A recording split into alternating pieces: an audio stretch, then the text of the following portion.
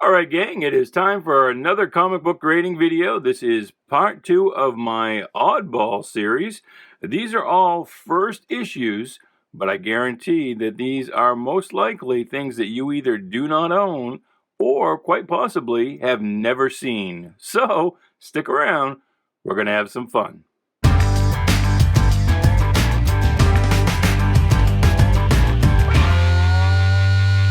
Hey there, Bubby! Welcome to Shanghai. My name is Duke, and this is a grading video. And this is, again, part 2 of my Oddball series. These are all first issues, but mostly things I bet you don't own, or quite possibly have never seen. As always, I am grading these for sale on eBay. The username is DotComComics. Please like, share, subscribe, do all the groovy things. And hey, let's not waste any time. Let's get right down to business. And now for proper grading, I am going to have to move this light, so I apologize. You're going to get a little bit of glare, but that really can't be helped. First up, we have Ray Walston as My Favorite Martian. You know, this is a show that I'm not familiar with. You would think that this is something that would have been played after school in the 70s when I was a kid, alongside all kinds of other TV shows, but this is something that I don't know if the rights just weren't there or if there weren't enough episodes made for it to be put into syndication, but this is something that was just never on the afternoon TV with all of the other shows when I was a kid. Seems like it's perfect material, like it would have been. The art is pretty good. It's got that weird square word balloon thing that Gold Key Comics did. And the likenesses aren't exactly spot on. I don't know that I would recognize Ray Walston without the without the photo cover. But the inside looks good. The centerfold looks tight. It's tight on both sides. Pretty white on the inside covers. Got a little bit of a light crease here and here. That just looks like something was set on it, not that it was ever actually folded. Not much for creasing going on there. You got a few ticks here, but very light. 1, 2, 3, 4, 5, 6, 7, 8, 9. Still fairly light. Minor blunting right there. And a little fold right here. Overall, though, I think I can easily call that a 7.5, I think. Somebody who's really picky about tick marks might call it a 7. And somebody could probably get away with calling this an 8, but I'm going to split the difference and call that a 7.5. So as for this next book, let me hold this one here as sort of for my little show and tell here. It used to be, back through the 30s, 40s, 50s, Dell comics were actually packaged by an outfit called Western Publishing. And in the early 60s, around 1962 or so, there was a split. And Dell went out on its own and had to package its own material. Dell was a publisher, and again went out on its own, had to package its material. Western had been packaging the material for Dell and became, effectively its own publisher, publishing under the Gold Key brand, or for books that were distributed directly to department stores, the Whitman brand. But Western got to keep all the licenses, so the Disney, the cartoon characters, a lot of the TV shows. It kept all of that material. Dell had to go out, forge out on its own, and that's kind of how you ended up with Gold Key having the more well-known properties, this TV show, My Favorite Martian, and Dell coming out with just the weirdest stuff. Like the New People, what the hell is this? Teenagers Marooned Forever, Survive or Die, which will it be? So it's like, Lord of the Flies with teenage angst and sex, I guess. But I believe, this is based on a movie or something. I've got no idea. It's nothing I've ever seen or heard of. The art looks kind of Alex Toth-ish, frankly. I'll have to look it up and see if it is actually Alex Toth who did the art. And so this might be valuable for that, if that were the case, but otherwise, I've got no idea what this is based on.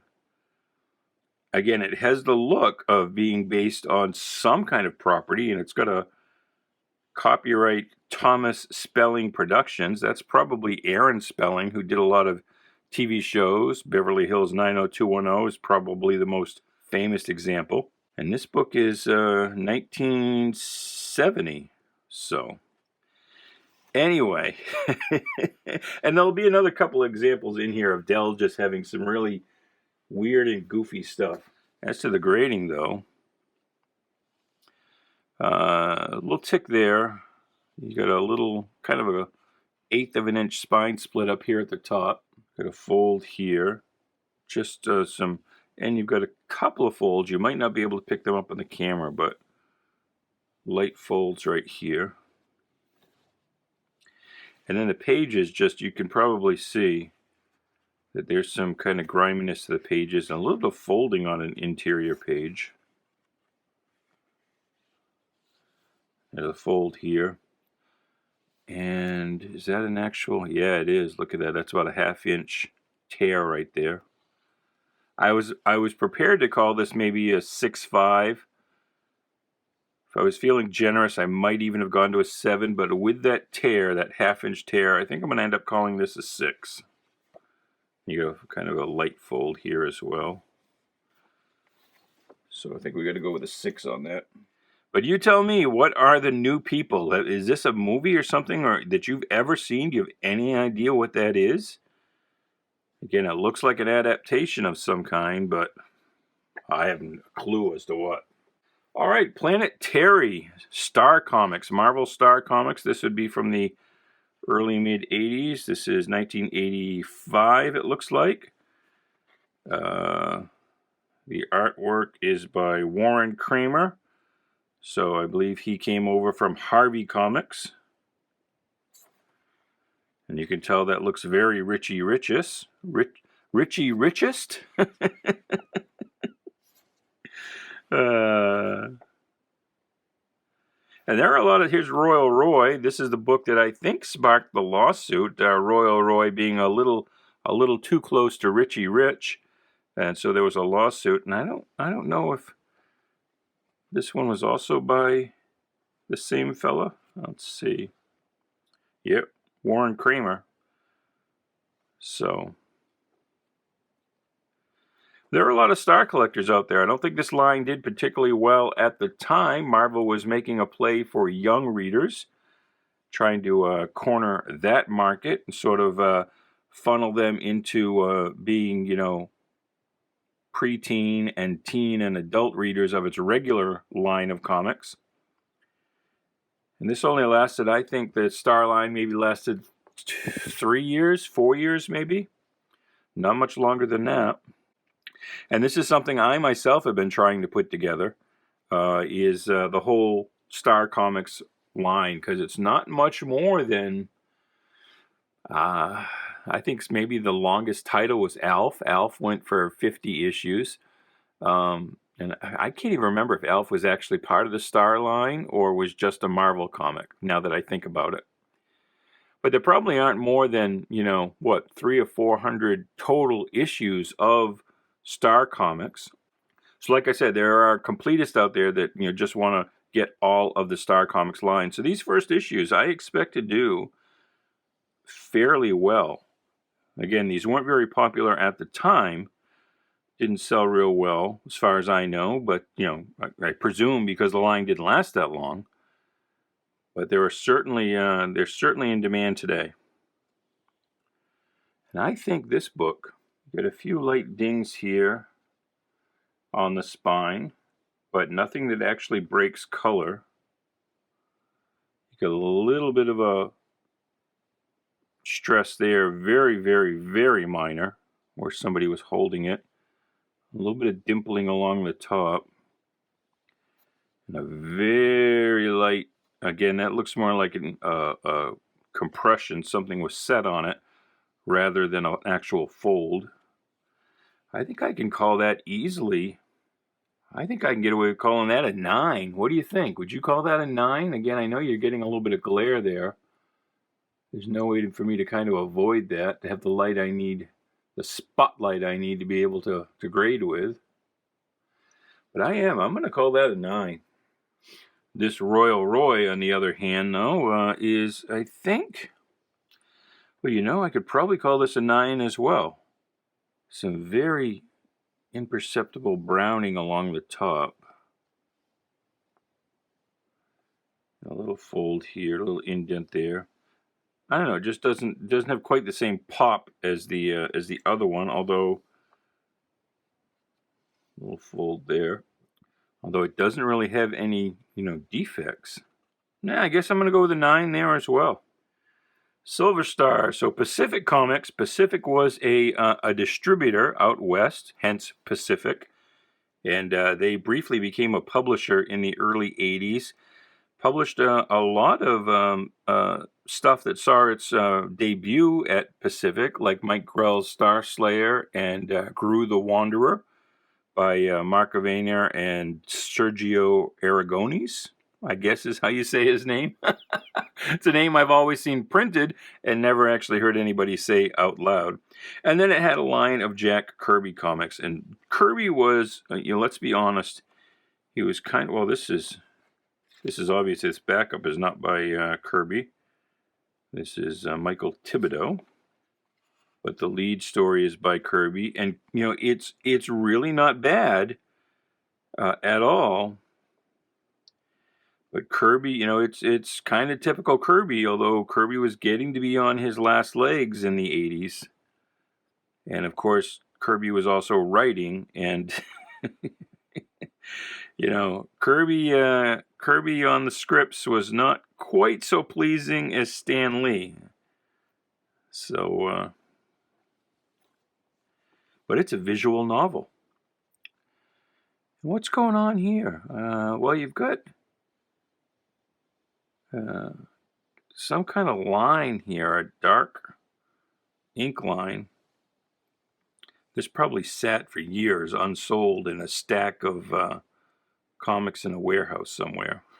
That's kind of what that line looks like. Something was sitting there for a lot of years. Or maybe it's just a printing defect from the roller or something. You got a little bit of a bend right there. Barely breaks color. The rest of it looks good. You got a little fold up here at the top. I don't know if you can see that.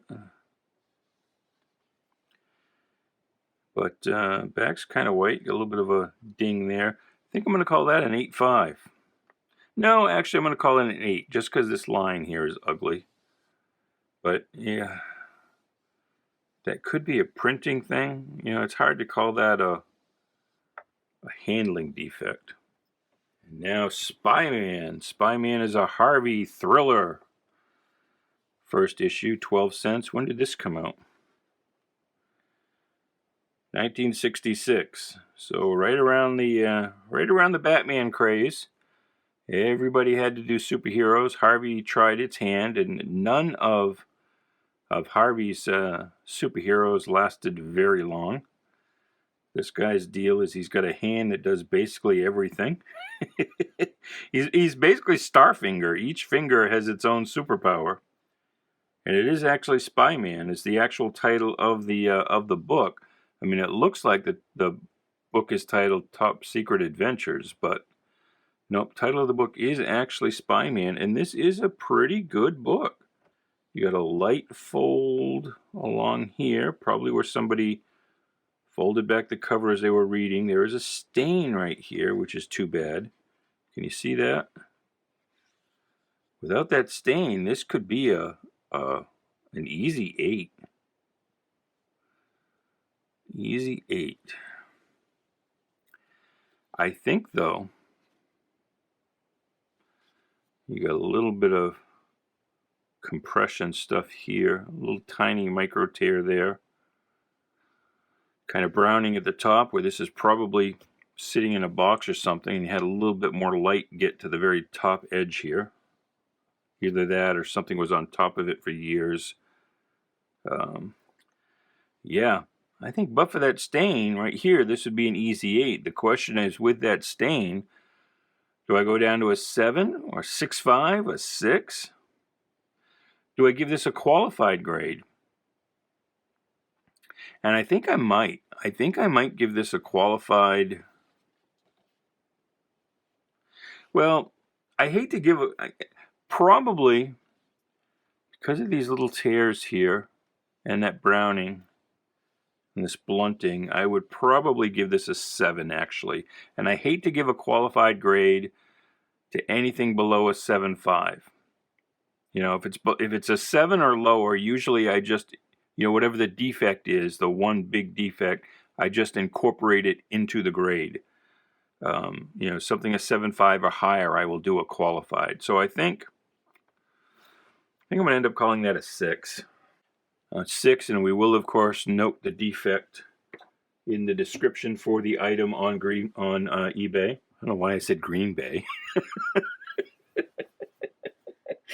I'm not a big football fan. All right, Strawberry Shortcake. I think I know where this book is going. This one may not actually make it to eBay, but I'm going to grade it anyway. And it's a nice grade. So if this gets gifted to where I think it's going to end up, it's got a little compression here.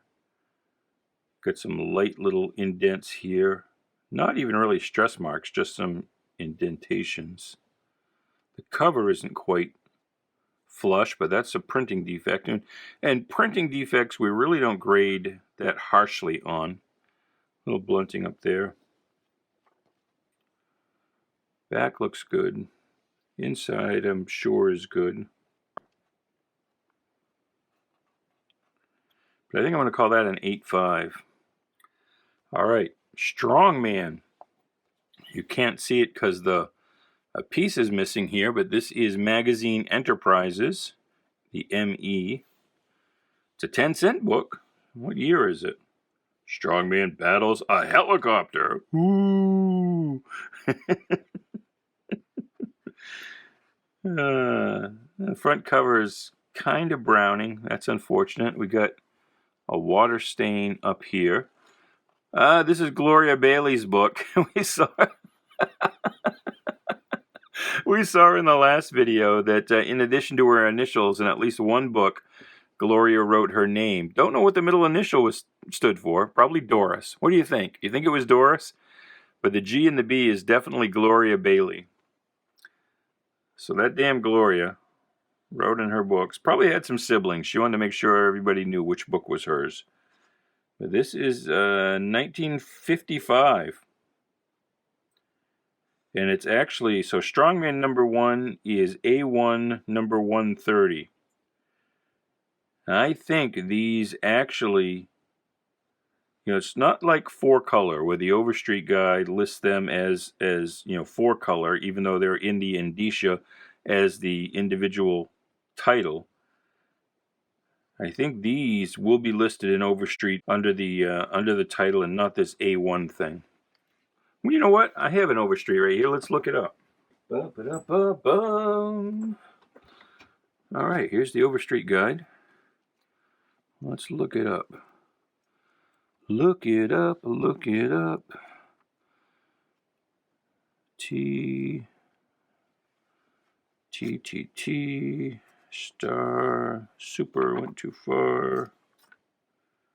Street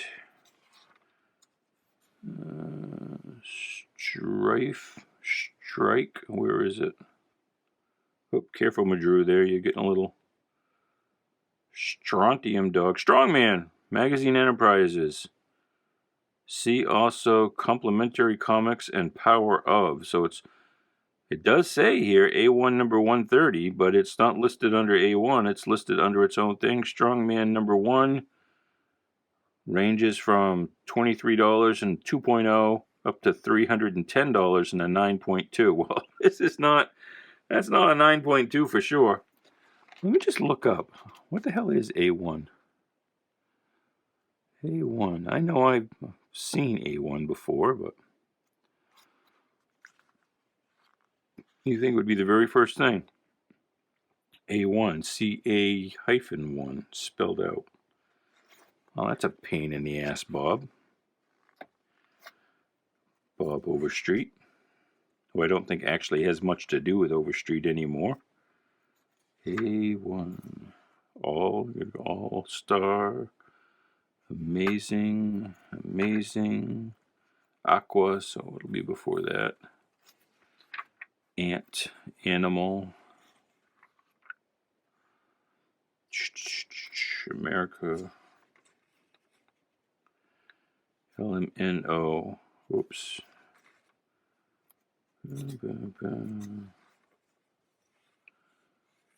So A1, see individual alphabetical listings for prices, and so there it is. A1 appears on the covers of number 1 through 17 only. So the first, it looks like only the first 10 are actually graded here. Not graded, but listed as price, priced out. But it went up to 139. Well, there you go. So A1 appears in the first 17 issues, and for some reason the first 10 are listed in Overstreet. The price is under A1. The rest under their individual titles, but 4-color, which actually didn't appear anywhere on the books other than on the cover of the first few issues. Those are all set in one series, so I don't know why those are different. I don't know why Overstreet treats those differently. If you know, tell me. So we got a little bit of a spine roll here. We've got the chip at the top. We've got some heavy creasing along here, and actually, quite a few actual vertical tears. Got a 1/4-inch spine split at the bottom, folding here along the top. This is looks like Bob Powell, so good there. Kind of browning in the back. Not really browning, tanning. Got some water stains. And water stains there. So I think I would be inclined to give this book a 4, maybe even a 4.5. But with these water stains, I think I'm going to go 3.5. And gang, I think we're going to end things right here. This full grading session went for about an hour, but that's a little long for a YouTube video. I want to cut these down to more digestible chunks. So do come back for part 2, but until then, goodbye, good luck, and please be good to each other.